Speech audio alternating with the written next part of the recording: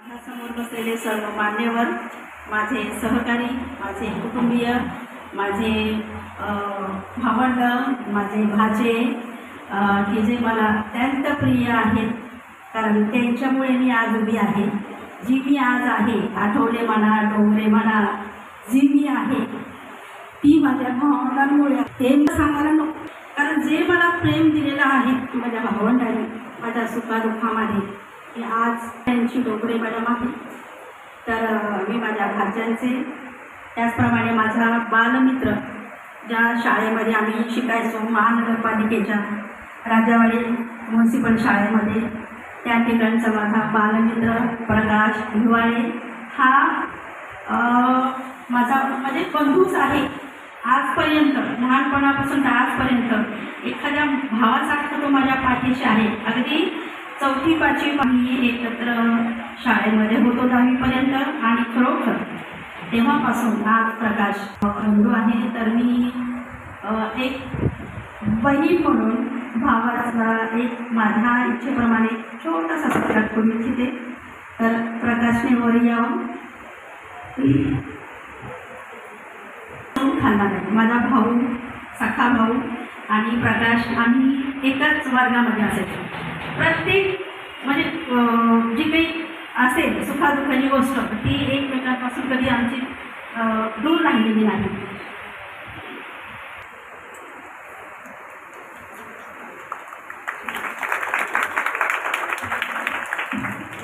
जसं माझ्या भावंडांना, माझ्या भाच्यांना, माझ्या भाचे बहिणीची मुलं, जसे आवड आवडला पण आहे पण माझ्या सर्व विनंतीस मान देऊन माझ्या निवृत्ती उपस्थित राहिला.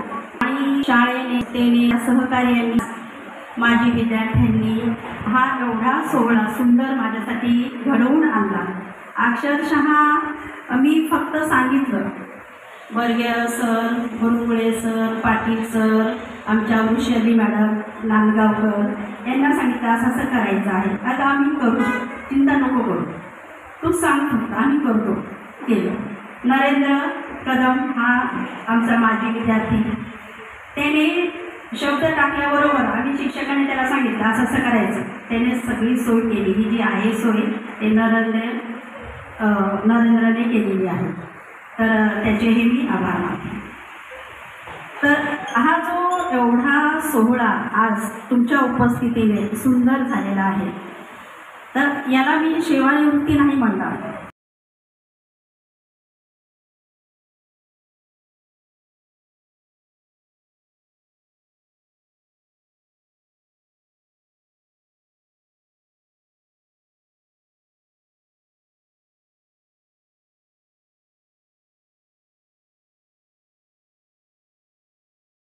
जीवनाच्या नवीन पर्वाचा शुभारंभ हा तुमच्या साक्षीने सुरू होणार आहे.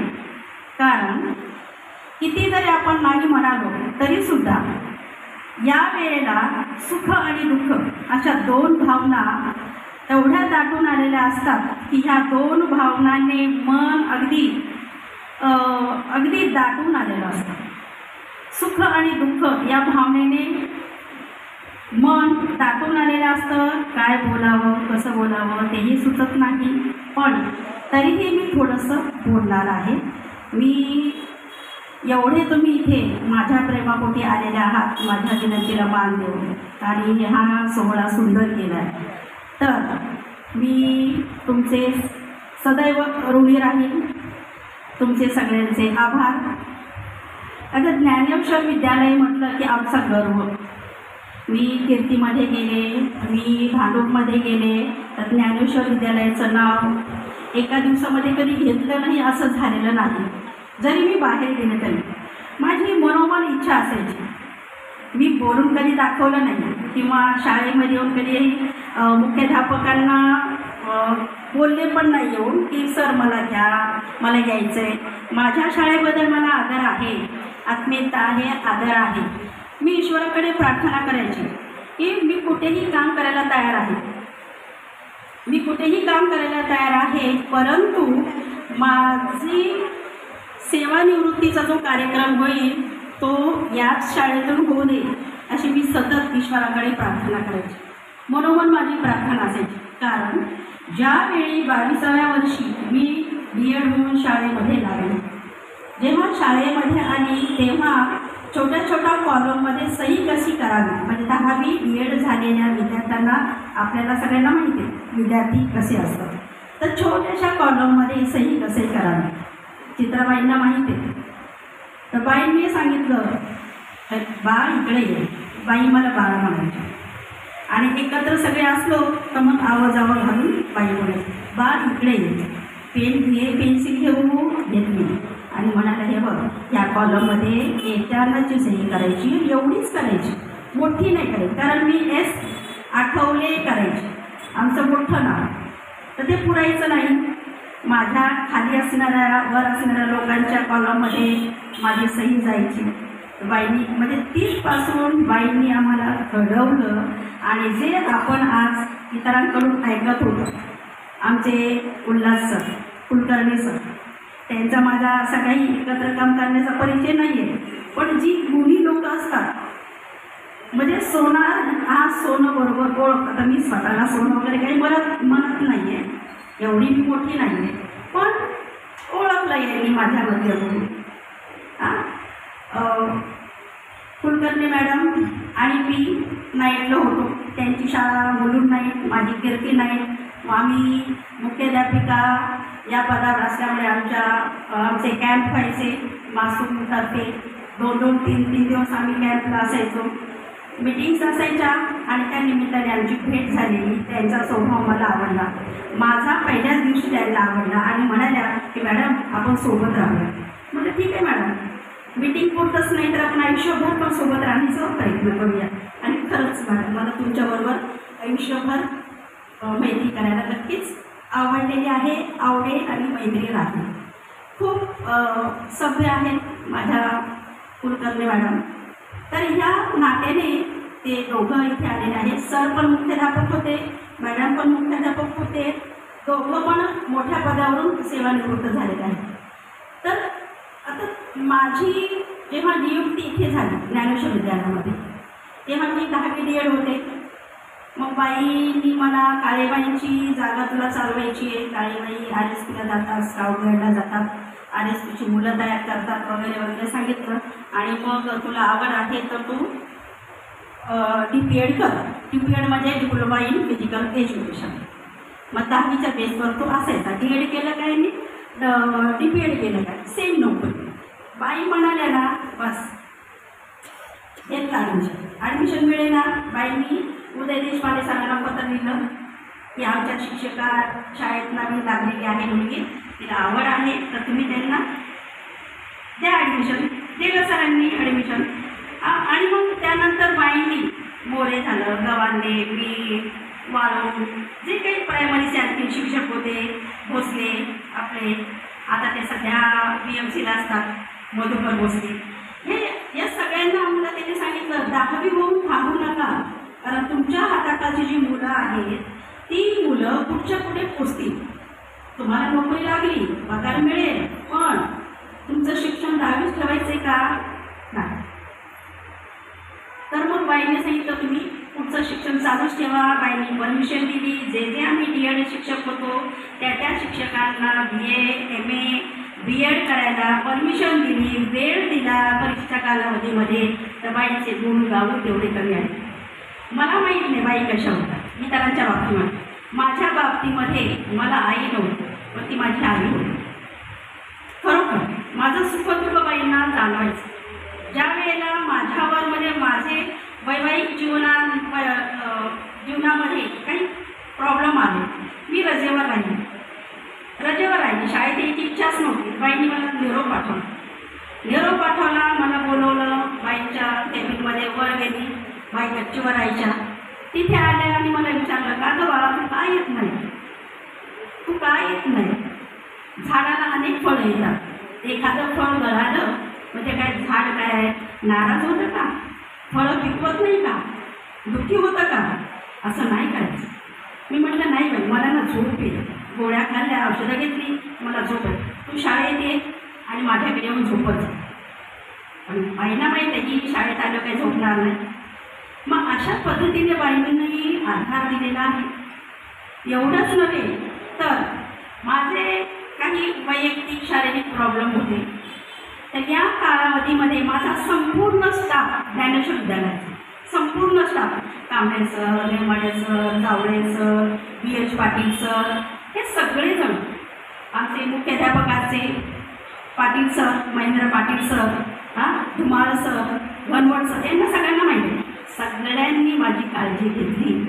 माझे PTचे तास बंद केले, माझे योगाचे तास बंद केले, की बाईंना असे तास द्यायचे नाही. म्हणजे एवढी माझी काळजी घेतली.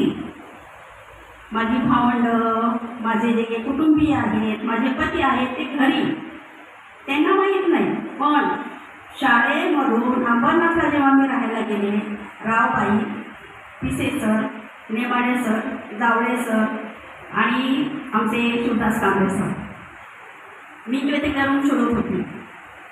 आम्हाला घर नव्हतं, आम्ही भाड्याने राहत होतो. कशाला बाई तुम्ही इकडे तिकडे जाता, घर शोधताय, चला अंबरनाथला.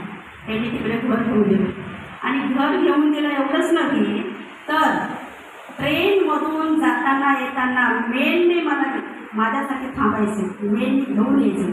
जावळे सर फोटो विकीचे बैठणे दो, बसू द्या. प्रत्येक वेळेला ह्या भावांनी सहकार्य आहेत आणि ते माझे भाऊ आहेत, त्यांच्याबद्दल खूप मला आदर आहे. तर त्यांनी मला अक्षरशः लेडीजमध्ये कोणी जागा देत नाही म्हणून ह्या माझ्या सहकारी भावंडांनी मला जेन्सच्या डब्यामधून नेलं. अक्षरशः कडं करून मला गाडी चालवायचे आणि ताबडतोब शीट मिळवून द्यायचं. किती सांगावं, किती सांगू तेवढं कमी. आणि हा माझा एवढा जिव्हाळ्याचा परिवार आहे, एवढा जिव्हाळ्याचा परिवार आहे की मी त्यांना फक्त सहकारी म्हणून दुरावा देऊ शकत नाही. ते माझे खूप अंतःकरणात जवळ पोचले आहे. तर असेही माणसं मला भेटली आणि म्हणून माझा हा प्रवास, एवढा मोठा प्रवास मी सुखकरपणे करू शकतो. जेंट्स असो, लेडीज असू दे, सगळ्या माझ्या मैत्रिणी अगद्या बहिणीसारख्या माझी काळजी घेतात. ही भाजी खाऊ नको, ती भाजी खाऊ नको, इथपर्यंत तुझी ती भाजी वांग्याची खाऊ नको, माझी खा, तुला वात आहे. किती सांगावं, एवढा जिव्हाळा. आणि एवढ्या जिव्हाळ्यामधून मी कीर्ती नाईकला गेली. वाईट वाटलं, खूप वाईट वाटलं, पण नाईलाज होता, काळाची गरज होती. तिथे गेली. तिथे गेल्यानंतर असं वाटलं की काय रात्रशाळा आयुष्यात कधीच माहीत नव्हती. रात्री 9, 9:30ला सुटायचं. तिथून पुढे अंबरनाथला कसं जायचं भीती वाटायची मला रात्री अंधाराची खूप भीती वाटते. तर मी खूपपणे घाबरली. पण शिक्षणाधिकाऱ्यांनी सांगितलं, हवं तर घ्या, नाही तर मुंबईच्या बाहेर जायला लागेल. मुंबईत राहायचं असेल तर देऊ ती घ्या. घेतली. रडत खडत शाळेत गेलो, सुरुवात केली. हळूहळू असं कळत गेलं, अरे ती लोक खूप चांगली आहेत, विद्यार्थी पण खूप चांगले आहेत. ती रात्र शाळेचे विद्यार्थी, मोठे विद्यार्थी, वयात नसणारे, जास्त वयाचे, कारण तिथे वयाला अट नाही आहे. म्हणजे मुलं कशी असतील, काय असतील वगैरे, म्हणजे अनेक शंका होत्या. पण तिथे गेल्यानंतर मुलं मुली वयाने मोठे होते, पण अक्षरशः मैत्रीच्या नात्याने मी 5 नव्हे 6 वर्ष रात्रशाळेमध्ये काढले. आणि विद्यार्थ्यांनी माझ्या रात्रशाळेच्या एवढं मला म्हणजे जपलं, एवढी मदत केली की आमचं निर्मळ सर आणि मी 2 जण होतो रात्रशाळेला. 8वी 9वी 10वी 3 वर्ग. आता निर्मल सर पुरुष माणूस एकटाच आणि मी. ते म्हणायचे, बाई मॅडम थांबा, मी करतो कुठलंही काम. आमच्या कारकिर्दीमध्ये आम्ही लागलो की आमची शाळा मोडकळीस आल्यामुळे तिला पाडण्याची नोटीस आली आणि आम्हाला स्थलांतरित व्हायला सांगितलं कुठेतरी. आता काय करायचं, कुठे जायचं. आमचे ट्रस्टी सर होते अमेरिकेमध्ये, आमचे रवींद्र शिंदे सर होते आजारी, कमरेचा मणकेचा आजार त्याला, तरी पण ते मधून पट्टा लावून यायचे. गाडी चालत नव्हती, ट्रेन चालत नव्हती. हरिश्चंद्र शिंदे सर, विचारे सर, अशा आम्ही काही विश्वस्तांनी मदत केली आणि आम्ही शाळा ती बदलली, दुसरीकडे स्थलांतरित झालो. पुन्हा ती शाळा, तिथे पण रिपेरिंगचं काम सुरू झालं. पुन्हा ती शाळा बदलून आम्ही 2022ला 21-22ला आम्ही इथे शिवडीच्या शाळेमध्ये आलो, मच्छी मार्केटमध्ये, उर्दू शाळेमध्ये. आणि तिथून पुन्हा ती पण शाळा आता त्या शाळेला आता रिपेरिंगचं वगैरे काम चालू आहे. मग तिथून संपूर्ण शाळा आमची पुन्हा नवीन इमारतीमध्ये गेली. म्हणजे आमचा निर्मळ सरांचा माझा जो काही काळ होता तो अतिशय म्हणजे शिक्षक या पेशेला न झेपणारा न शोभणारं काम. म्हणजे आम्ही फक्त कपाटं रिकामी करायची, गाठोडे बांधायचे, तिकडे न्यायचे, तिकडे सोडायचे, नेताना आणि प्रत्येक ठिकाणी 5व्या मजल्यावर दिलं. आज पण 5व्या मजल्यावर वर्ग दिलेले आहेत. पण एवढी कामं आम्ही शनिवार रविवार आमच्या विद्यार्थिनींना बोलवायचो, मुलींना बोलवायचो, मुलांना बोलवायचो. तर त्या मुली आल्या होत्या इथे. त्या मुली सतत माझ्याबरोबर होत्या. भारतीताई सारखी माझ्याबरोबर असायची. तर म्हणजे विद्यार्थ्यांनी एवढा जीव लावला की मॅडम तुम्ही बसा, निर्मळ सरांना सांगायचे बसा. आणि ते कपाटं किती असावीत आमच्याकडे? 16 कपाट. 2 शाळा एकत्र समायोजन केलेल्या, प्रगती आणि कीर्ती. अगदी 67 सालची संस्था, तेव्हापासून तर सगळं ते काढावं लागतं. सरांना माहिती आहे. सर एकदा आले होते. सर म्हणाले काय हे एवढं का?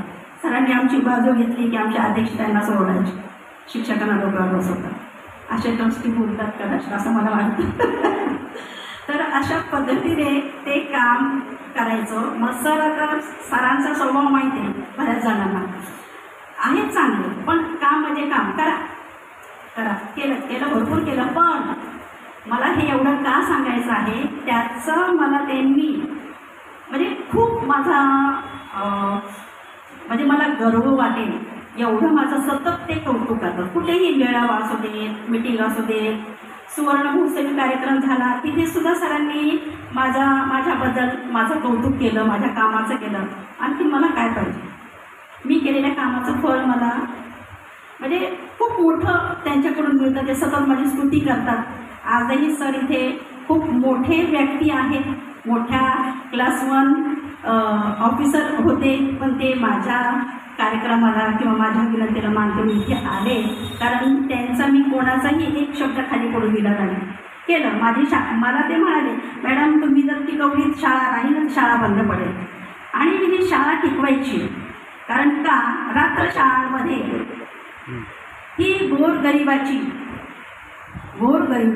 मुलं की ज्यांचं शिक्षण मागे राहिले, पूर्ण झालं नाही आहे, तळागाळातल्या समाजातली मुलं येतात. आणि ही जर शाळा टिकवण्याचं जर मला चॅलेंज सरांनी दिलं आहे तर ते मी घेतलं आणि करून दाखवलं. सर म्हणाले दबखाईला आलेली शाळा अगदी किती 46 मुलं होती. 46 मधली 8-10 मुलं शाळेत यायची जेव्हा आम्ही गेलो तेव्हा. निर्मळ सर साक्षी आहेत, मेघा आहे. तर 8-10 मुलं शाळेत यायची. तर मी म्हटलं असं जर असेल तर शाळा टिकणारच नाही. मग आम्ही विद्यार्थ्यांना घेऊन अक्षरशः TB हॉस्पिटल, त्यानंतर मग टॅक्सी ड्रायव्हर, अण्णाभाऊ साठे नगर, स्मशानभूमी, इंदिरानगर, इकडे तिकडे आम्ही फिरायचो. आणि माझ्या विद्यार्थिनी प्रत्येक विद्यार्थिनीने 10वी झाल्यानंतर सुद्धा 5 ते 6 विद्यार्थी कीर्तीनायकला आणून दिले. आणि आम्ही जवळजवळ 150 विद्यार्थी रात्रशाळेमध्ये गेले. आणि 150पैकी दररोजची उपस्थिती आमची 55, 60, 65 विद्यार्थी असायचे. अधिकारी मुद्दाम यायचे, उगाचच देतात की काय, कारण F-Southचं कार्यालय जवळच आहे, 5 मिनिटं लागतात. यायच्या शाळेमध्ये बघायचे तर 8वीच्या वर्गामध्ये पण 17-18 मुलं असायची. 10वीचा वर्ग आमचा 26, 27, 32 मुलं असायची. हे असं आम्ही केलं. आणि म्हणून माझ्या प्रगती मंडळाचे जे मान्यवर आहेत ते माझं सतत कौतुक करतात. आणि सर मी खूप खूप आभारी आहे. धन्यवाद सर. हे अशी कामं करत गेलो आणि म्हणून ते कौतुक करतात. मी म्हणत नाही आहे मी खूप मोठं काम केलं. मला पगाराची गरज होती, मला नोकरीची गरज होती, त्या हिशोबाने मी करत होते. पण त्याही पलीकडे जावं, फक्त वेळ निभावून न्यायचं हे माझ्या प्रवृत्तीमध्ये कधी नव्हतं. काम करायचे, आपण मोबदला घेतोय तर आपण काम करायचं. या कामामध्ये रात्रशाळा चालवत असताना मला आनंदा पाटील, आमच्या ज्ञानेश्वर विद्यालयाचे राजेश शिंदे, त्यानंतर मोरे सर यांची अत्यंत मदत झाली. कशासाठी? सगळी कामं ऑनलाईन, स्टुडंट पोर्टलची कामं, आमची वैदेही आली आहे, तिला माहीत आहे कशी सगळी कामं ऑनलाईन करायची. आता ती कामं ऑनलाईन कागदोपत्री मी किती पण करू शकते, पण ऑनलाईन करायचं म्हटलं तर तिथे अडचण येते. जेमतेम MSCIT आम्ही कॉम्प्युटर शिकलो, गरजेचं आहे म्हणून. मग ह्या कामासाठी ह्या लोकांची मी मदत घेतली. 10वीच्या विद्यार्थ्यांचा सराव करून घेण्यासाठी माझी मैत्रीण वृषाली सावर्डेकर, की जी आमची नांदगावकर आहे, आधीची 20-22 वर्षांपासून वय असल्यापार तेव्हाची, तिला मी म्हटलं असं असं आहे तर प्लीज मला मदत कर ना. नाही म्हणाली. इकडची दुपारची शाळा करून 9-9:30 वाजेपर्यंत नाईट स्कूलमध्ये ती असायची. ऑक्टोबर-नोव्हेंबरपासून तर शेवटचा मराठी हिंदीचा पेपर होईपर्यंत बाई येऊन मुलांना शिकवायचे. तर त्यांचेही मी खूप खूप धन्यवाद व्यक्त करते मॅडम. आणि जेव्हा जेव्हा संधी मिळेल तेव्हा तेव्हा तुमचे मी नावाचा उल्लेख करतेच, माझे विद्यार्थी पण करतात. आता हा जो काळ आहे याच्यानंतर मग डायरेक्ट गेलो भांडुपला गेलो. तेव्हा पहिली घ्या, दुसरी घ्या, तिसरी घ्या. मग मला थोडं हे झालं डोक्याला. मी म्हटलं नाही, मी घेणार नाही, मला मोठा वर्ग, कारण मोठा वर्ग जे आधी गेले त्यांना दिला. थोडं टेन्शन पण आलं, पण शेवटी दिला मला एक वर्ग. आणि तो वर्ग मी चांगला हँडल केला. म्हणून आमच्या आतरदेवाई, आमच्या सुवर्णा मॅडम, की ज्या आधी BMCच्या आहेत, कविता, यांनी कौतुक केले. म्हणून तुम्ही छान लिहिता, व्यवस्थित सांगता मुलांना समजावून, तुम्ही काय म्हणता येत नाही, जमत नाही म्हणून कौतुक केलं. बरं वाटलं. आणि त्या कौतुकाच्या थापेमुळे मी आणखीन वर्ग छान घेतला. एवढं छान घेतला की आज म्हणे त्या वर्गातले पालक विद्यार्थी अर्ज विनंत्या करतायत. आणि काही पालकांनी, कारण BMCला कसं शिकवण्यापेक्षा इतर कामामध्ये जास्त वेळ जातो. शिक्षकाकडे दोष नाही आहे, कारण कामं एवढी असतात. सफाई ते तिथे क्लार्क नाही आहे, आणि 27 वस्तू असतात त्या मुलांना रोज द्यायच्या असतात. खाऊचा डबा येतो, तो डबासुद्धा मुलांना शिक्षकांनीच वाटायचा असतो. मुलांना जमिनीवर सतरंजा अंथरून बसवायचं, त्यांना ताटातच वाढायचं, बरंच काय काय आहे. तर याच्यामध्ये वेळ जातो, खूप मेहनत आहे. आणि ती मेहनत आम्ही आमचे जे सिनियर टीचर होते BMCचे त्यांच्याकडून शिकून घेतलं. त्याप्रमाणे आम्ही वर्ग हँडल केला. आणि धन्यवाद मॅडम, तुम्ही मार्गदर्शन केलं त्याप्रमाणे मी 2री-3रीचा वर्ग घेतला. मध्येच मला कविता येऊन सांगायची की मॅडम असं करा, तसं करा, जास्त वेळ ठेवा, अक्षर आणखीन मोठं करा, पट्टी घ्या, मोठी दुरीगी रेषा मारा. आणि त्यामुळे माझं शिकवणं विद्यार्थ्यांना, पालकांना आवडलं. तर हे सगळं श्रेय तुम्हाला जातं. तर हे जे भांडूपची जी माणसं आहेत माझी, ती खरंच 1 ते 1.5 वर्षामध्ये एवढी आपुलकीने जवळ आली की खरोखर की असं वाटतं की आमची खूप वर्षांची ओळख आहे, खूप वर्षांची ओळख आहे. आम्ही एकमेकांना बोलल्याशिवाय, सर आमचे ज्ञानेश्वर सर आहेत, कैलास सर आहेत, ही माणसं खूप चांगली, खूपच चांगली, स्वभावाने चांगली, आपुलकीने चांगली, एकमेकांना म्हणजे समदुखी असल्यामुळे तुम्हाला गणित जमत नाही आहे मॅडम, मी गणित घेतो, तुम्हाला इंग्लिश जमतं, तुम्ही इंग्लिश घ्या, माझ्या वर्गाचं एक वर्ग दिलेला.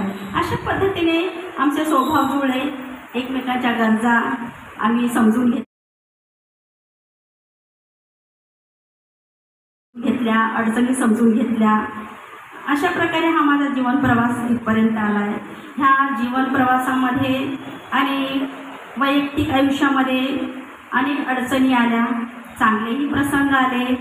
पण मला तर वाटतं मी ज्ञानेश्वरमध्ये आले 95 नंतर माझ्या आयुष्यामध्ये राहू केतू आले असं म्हणायला हरकत नाही. सगळं फिरले आणि बरेचसे माझ्या वैयक्तिक स्वतःच्या आरोग्याच्या समस्या निर्माण झाल्या. आणि त्या आरोग्याच्या समस्या निर्माण झाल्या, मला कुटुंबाप्रमाणे आपण सर्वांनी सहकार्य केलं, सांभाळलं, आधार दिलात, जपलं. मला पिकनिकला गेले तरीसुद्धा कांबळे सर म्हणायचे, मॅडमला चांगली शीट द्या, मॅडम तुम्ही बसा. जागा नसेल, एखाद्या विद्यार्थ्याला आपण 3रं घेतलं, नाही मॅडमला बसू द्या. एवढं जपलं. एवढंच नाही तर माझे विद्यार्थ्यांना माहिती आहे सुरुवातीपासून बाई एकदम शांत असतात, शिकवून झालं की गप्प बसतात, बाकी काही चर्चा नाही. म्हणजे आमचं कुटुंबच असं होतं, शांत कामाशी काम करायचं, गप्प बसायचं, अभ्यास करायचा, बस. बाकी आम्ही असं वायफळ कुठे म्हणजे जगलोच नाही. लहानपणी आई वारली, आज आईला वारून जवळजवळ 52 वर्ष झाली. या 52 वर्षामध्ये आई 52 वर्षापूर्वी गेली. सांभाळ आमच्या 4 भावंडाचा मोठ्या भावाने केला. आमची मोठी भाऊजाई आमची आई झाली. तिने आम्हा भावंडांना खरंच आज आपण बघतो 4 पोळ्या किंवा 2 पोळ्या जरी जास्त आपल्याला लाटायच्या असतील आपला त्रास होतो, तर भावाने भाऊजाईने आम्हाला सांभाळलं. आज ह्या लायक केलं की आज मी तुमच्यासमोर बोलू शकते, उभे राहू शकते. 10 लोक मला ओळखतात. अत्यंत गरिबी त्यामध्ये एकट्या भावाने सगळी भावंडं सांभाळून आमचं संगोपन केलं. वडील होते पण वडिलांचा आम्हाला काही जास्त सहवास नाही मिळाला. वडील गावी असायचे, शेतीवाडी, घर सांभाळायचे. माझ्या बहिणीने लग्न झालं होतं, माझ्यापेक्षा मोठी बहीण लग्न झालं. माझ्या 2 बहिणी, माझे 2 छोटे भाऊ हे मुंबईला आहेत. म्हणून तिने तिच्या नवऱ्याला सांगून शिकवून चला मुंबईला जाऊ, तिथं रानामध्ये काही पिकत नाही, शेती पिकत नाही, कामाधंदे नाही आहेत, असं सांगून ती सुद्धा मुंबईमध्ये स्थायिक झाली. माझी बहीण, मोठी बहीण माझ्यापेक्षा. अशी भावंड आम्ही लहानची मोठी झालो. आणि आज मी आपल्यासमोर व्यक्त करते की हे भावंडांमुळे माझ्या भाच्यांनी अक्षरशः माझ्या आरोग्यावर, माझ्या हर एक गोष्टीमध्ये खूप मला जपलं आहे. अक्षरशः मी कधी भाजी आणायला मार्केटमध्ये कधी गेली नाही, कारण विजयविहारला मी जवळजवळ आता मी 10 ते 12 वर्ष झालं अमरनाथला आले वडील वारल्यानंतर. तर ह्या भाच्यांनी म्हणजे भाचे, बहिणीची मुलं, भावाची मुलं कधी दळण आणायला जाऊ दिलं नाही, कधी मार्केटला भाजी आणायला जाऊ दिलं नाही, कधी लाईट बिल भरायला नाही. कोणतेही कामं असतील, भांडे घासायचे असतील, माझ्या भाच्या पटकन यायच्या. त्या मी करते. आत्यामध्ये आणि मी म्हणजे माझ्या कुटुंबाचा गर्व आहे. आणि असं माझं कुटुंब आहे, त्यांनी मला जपलं. माझ्या भावंडांमुळे आज मी तुम्हा सर्व मान्यवरांसमोर उभी आहे. एवढे मोठे मोठे मान्यवर माझं जे कौतुक करत आहेत ती माझ्या भावंडांमुळे आहे, माझ्या फॅमिलीमुळे आहे. आम्ही फार गरिबीतली लोक. एकटा भाऊ कमवायचा आणि 10-12 जण खायचं, अशी गरिबी होती. मी ते दिवस नाही विसरू शकत आणि माझ्या फॅमिलीला पण नाही विसरू शकत.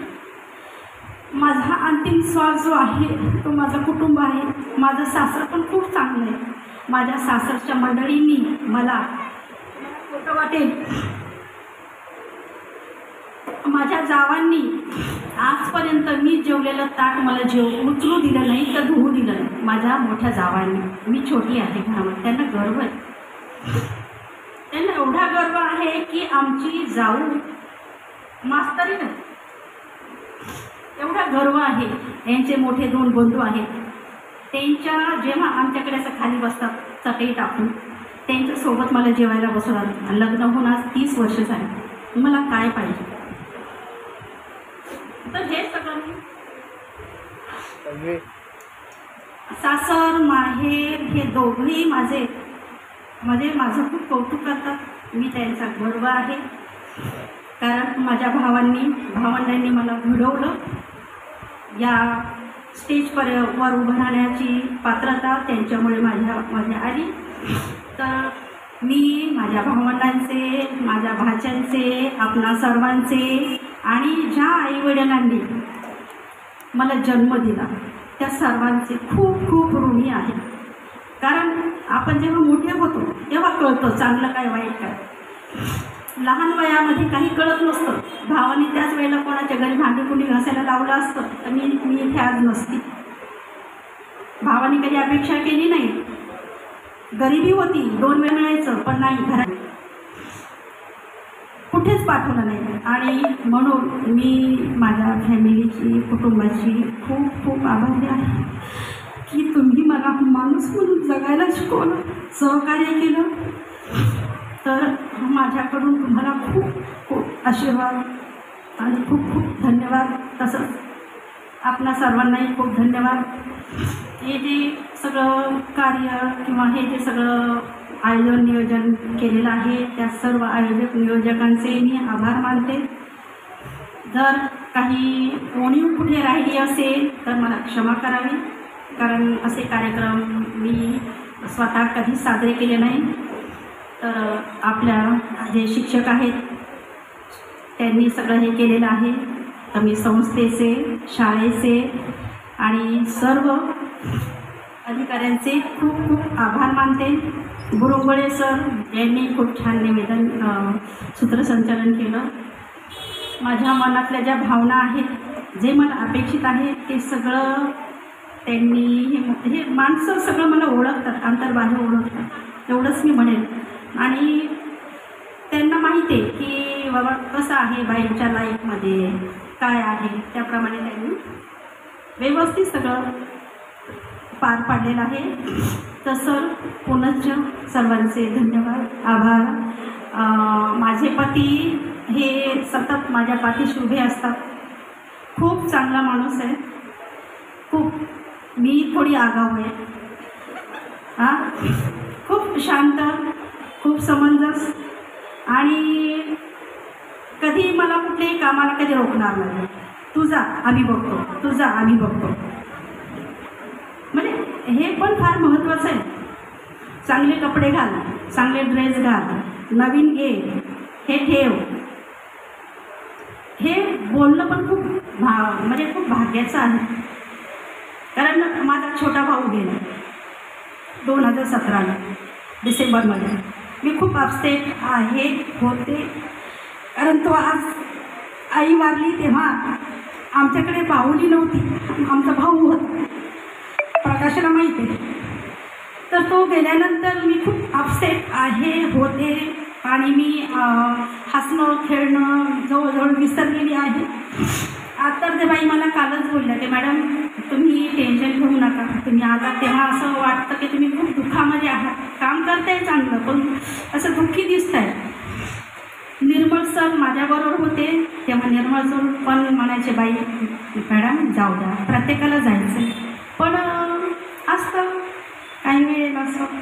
मग त्या दुःखामध्ये पण त्यांनी मला खूप सावरलं, खूप सावरलं. मग असा जोडीदार मिळायला सुद्धा भाग्य लागतं. तसे मी भाग्यवान आहे, खरंच भाग्यवान आहे. कारण खूप माझा गोतावळा घरचा, बाहेरचा, शाळेतला माझ्यावर भरभरून प्रेम करतो. आता एवढं बोलून मी माझे शब्द थांबवतो. नमस्कार.